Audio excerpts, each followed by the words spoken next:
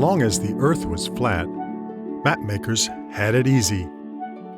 By scaling the actual dimensions uniformly in all directions, they could produce accurate, flat maps of the Earth, easy to print, fold up, or bind into atlases.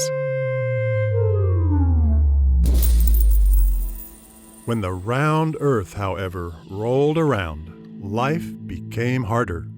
Shrinking a sphere, or a piece of a sphere uniformly, produces a smaller sphere or piece of a sphere not easy to print or fold up.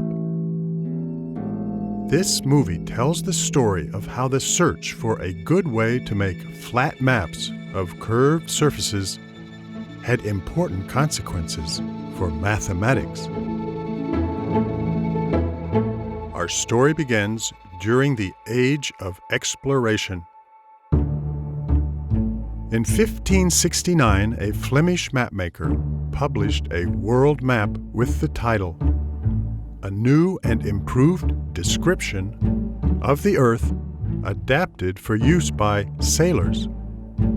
His map was a technological innovation of the first order and made him famous under his Latinized name, Mercator. We show it here, blended with modern satellite imagery. What is special about Mercator's map? To begin with, circles of constant longitude are mapped to the vertical lines on the map, while circles of constant latitude appear as the horizontal lines on the map.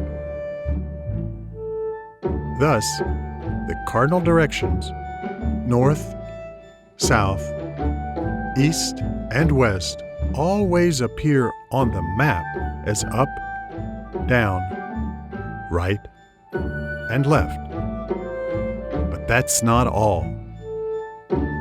All intermediate compass directions are shown correctly on the map, a very useful feature for ocean-going navigation. In fact, Mercator's projection is the only map projection with these properties. Although distances are distorted as one moves north and south on the map, angles are always correctly shown. A map that preserves angles is called conformal. Conformal maps have turned out to be of fundamental importance in mathematics. This movie presents highlights of their development since Mercator's time.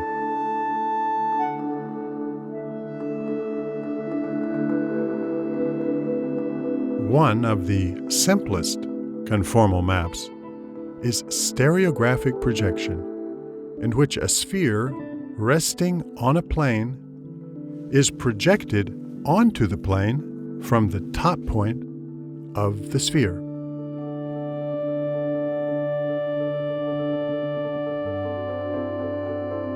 This example makes clear a characteristic feature of conformal maps we already met in Mercator's projection.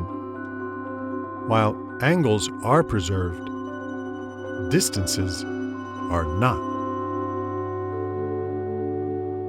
Another rich source of conformal maps is provided by functions of a complex variable. For example, the complex exponential function.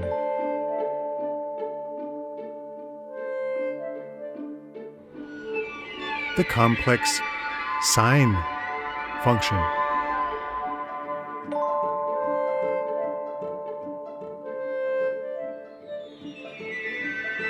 The complex squaring function.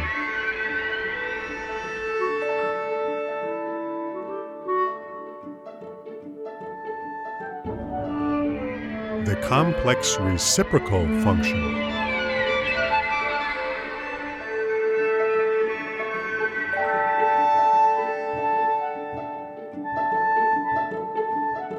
And a complex theta function.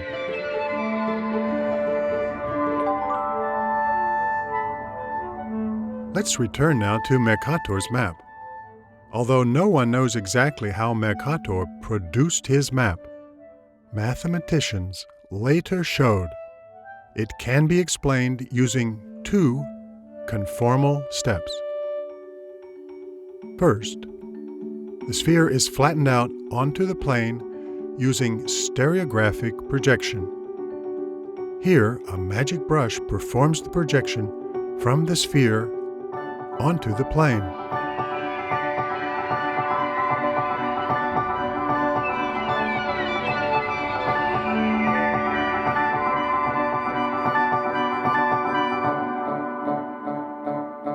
The part of the globe covered by Mercator's map is projected onto a large ring in the plane. In the second step, this ring is unwrapped onto a rectangle using the complex logarithm function, the inverse of the complex exponential function.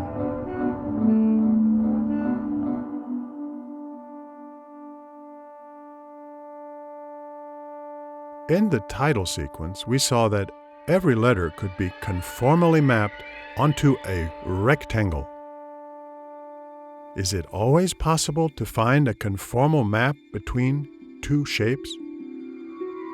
Riemann's mapping theorem from 1851 asserts that any connected region without holes that isn't the whole plane can be mapped conformally onto any other such region. How many such conformal maps are there?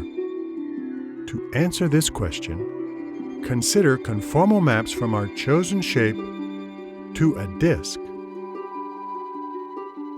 We may choose any point within the shape to map to the center of the disk.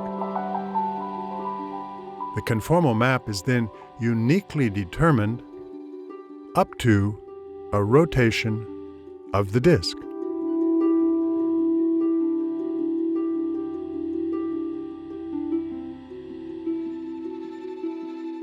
Similar results hold for planar regions with holes.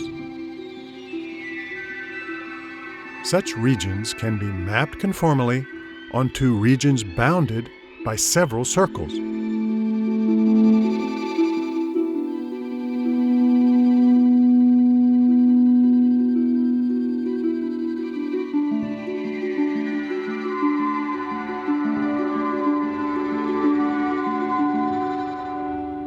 Up till now, we have considered conformal maps of planar regions. We turn now to consider conformal maps of closed surfaces in three-dimensional space. This inflated letter C, for example, maps conformally onto a sphere. Here, we rotate the globe while holding the letter fixed. Notice that the two arms of the C behave like magnifying glasses. A conformal map to the sphere is determined by choosing any 3 points on the original surface to map to any 3 points on the sphere. The resulting family of conformal maps can be visualized either by moving the 3 points on the original surface or the 3 points on the sphere.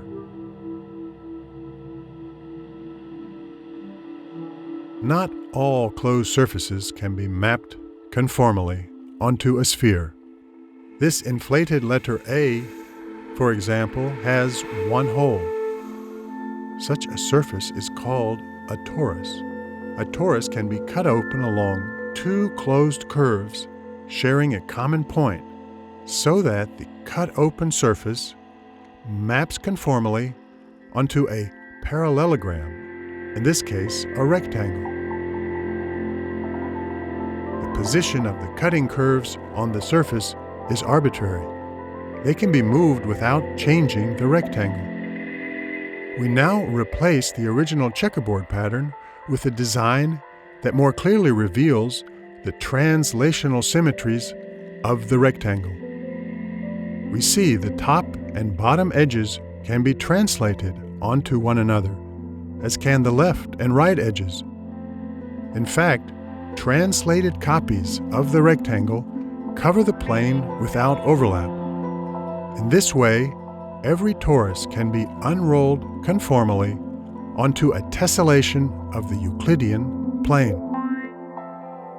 A closed surface can have more than one hole. This inflated letter B has two holes. Such a surface is called a two-holed torus and can be cut open along four closed curves sharing a common point, so that the cut open surface maps conformally onto a hyperbolic octagon, a flat region bounded by 8 circular arcs. This octagon also has translational symmetries, but the translations are hyperbolic, not Euclidean.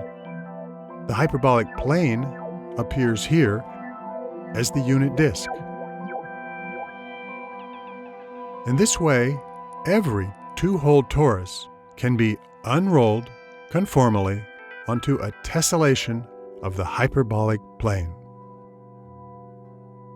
We saw that it is possible to map a square grid conformally onto the inflated letters C and A. Can we do the same for the inflated letter B? The answer is yes, but it's more complicated. The surface can be cut open along a set of 5 curves so that it maps onto the flat region on the right, where, as before, parallel boundary segments of the same color can be identified with Euclidean translations. This map is conformal except at 2 special points called branch points of order 2. Since 3 cutting curves meet at each branch point appears 3 times on the boundary of the flat region. The branch points are said to be of order 2, since at these points, instead of preserving angles, the map doubles them.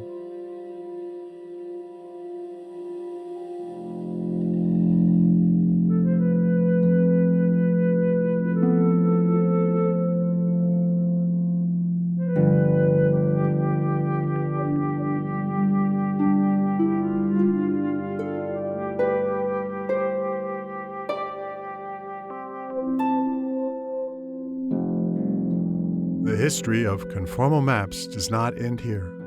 In the past few decades, a new theory of discrete conformal maps has been developed for surfaces consisting of polygons, such as this triangular mesh. A map between 2 such surfaces is said to be conformal if it's possible to assign a scaling factor to every vertex, so that the length of an edge in the image surface is equal to the length of the original edge times the scaling factors at its 2 endpoints. When the triangles become very small, the theory of discrete conformal maps converges to the classical theory. In this way, all the images of the classical theory shown in this movie were produced using the discrete theory. The discrete theory of conformal maps is finding applications today in fields such as computer graphics and architecture.